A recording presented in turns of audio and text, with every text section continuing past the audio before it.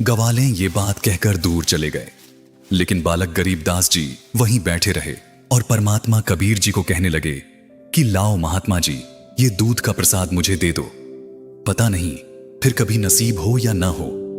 ये बात सुनकर परमात्मा कबीर जी मुस्कुराए और बालक गरीबदास जी को दूध का प्रसाद दे दिया। बालक गरीबदास जी ने दूध का प्रसाद पिया और बैठे रहे। परमात्मा कबीर जी ने बालक गरीबदास को अपना ज्ञान बताया, उनको सतलोक के सुखों के बारे में बताया, वहां की व्यवस्था बताई। बालक गरीबदास जी कबीर परमात्मा जी की बातें सुनकर बहुत प्रेरित हुए और परमात्मा कबीर जी से सतलोक देखने की इच्छा जाहिर की। परमात्मा कबीर जी ने बालक गरीबदास जी को नाम उपदेश दिया।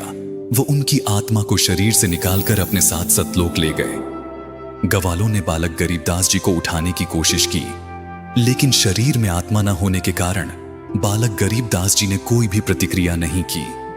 गांव वालों ने बालक गरीबदास जी को मृत मानकर उनके शरीर को चिता पर रख दिया।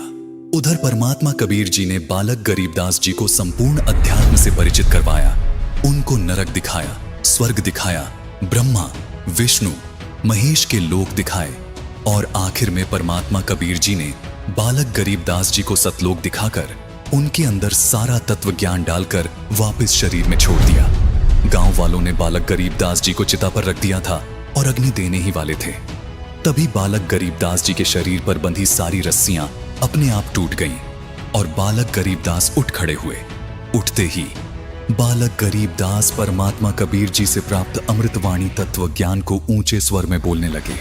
पूरा गांव गरीबदास जी महाराज को पागल कहने लगा।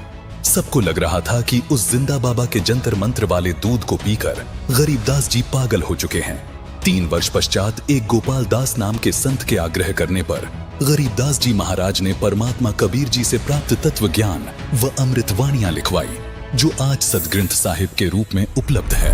अधिक जानकारी के लिए डाउनलोड करें संत रामपाल जी महाराज ऐप व सब्सक्राइब करें संत रामपाल जी महाराज यूट्यूब चैनल।